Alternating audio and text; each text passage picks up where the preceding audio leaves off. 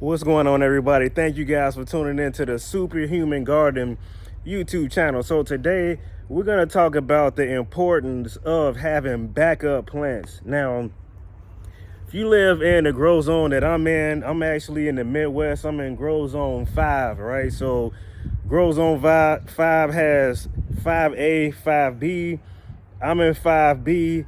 So here are some reasons. Now, for us, we've been encountering a lot of rain, right?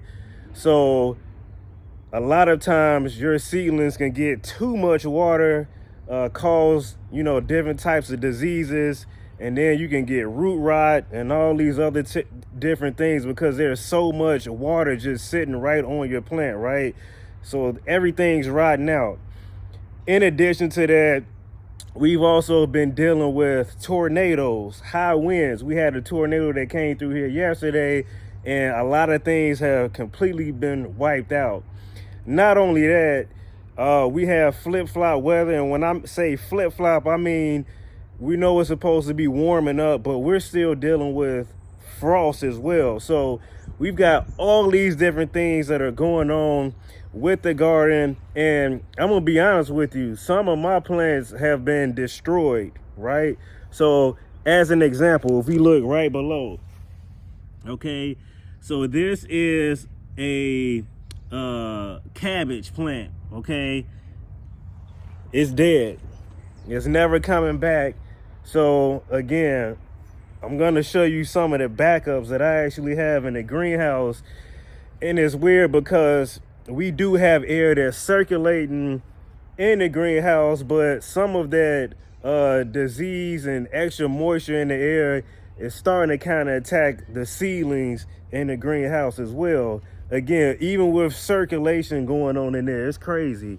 So I'm gonna show you some of the backups I have, and what I'm gonna do is transplant them tomorrow, and I'm gonna put them in a different area, somewhere where it's drier, has less moisture, and I may have to sacrifice some part of the house in order to make that happen. So we're dealing with a lot, and so this is why you always should have backups no matter where you are, right? So I'm going to open the door here. We'll go ahead and check out the backups that we have, and we'll talk about what we've got. Okay, now you can see we have kale all in here.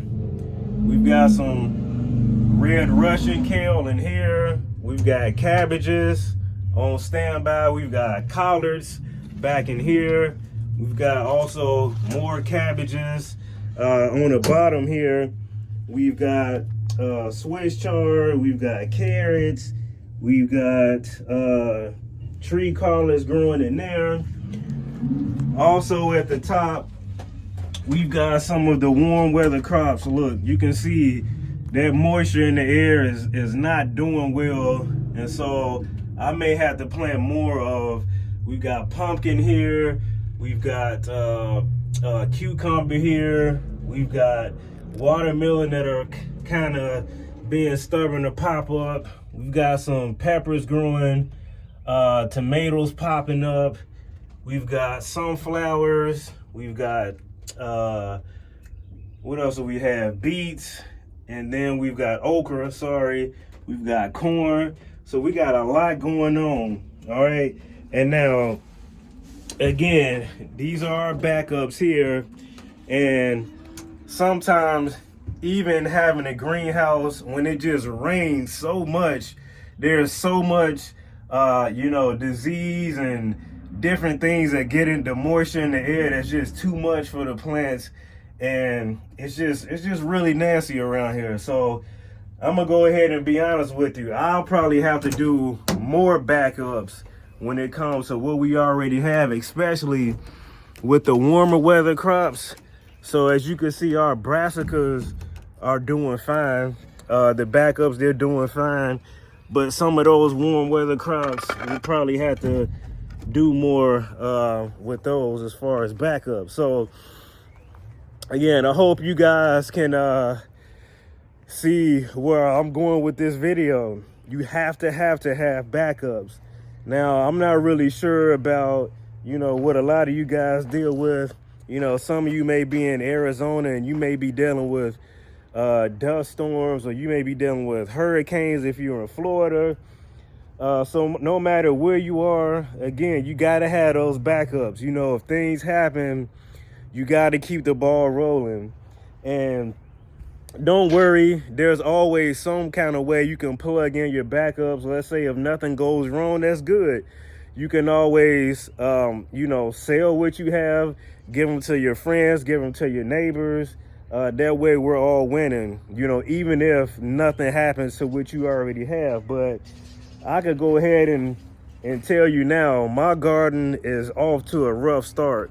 But that's how gardening is. We are going to deal with different things. We can't be discouraged, and we just got to keep pushing. So let's look at what we got over here. So you can even see some of the discoloration here on this this broccoli here. I mean, the plant, it feels good, but when you look at these leaves here, that's how you know it's just rained too much and it's getting too much moisture. Okay, so tomorrow I will take off the covering that I have, and the reason why I'm leaving them on another night is because we're expecting frost to come tonight, even after the heavy hard rains over the last few weeks, even after the tornadoes, even after the 60, 70, 89 mile per hour winds. We just got a lot going on. So I just wanted to encourage you guys to keep it going. Let me know how your garden is going. Sorry to all the noise in the background, but it's like that sometimes. Peace, guys. Happy gardening.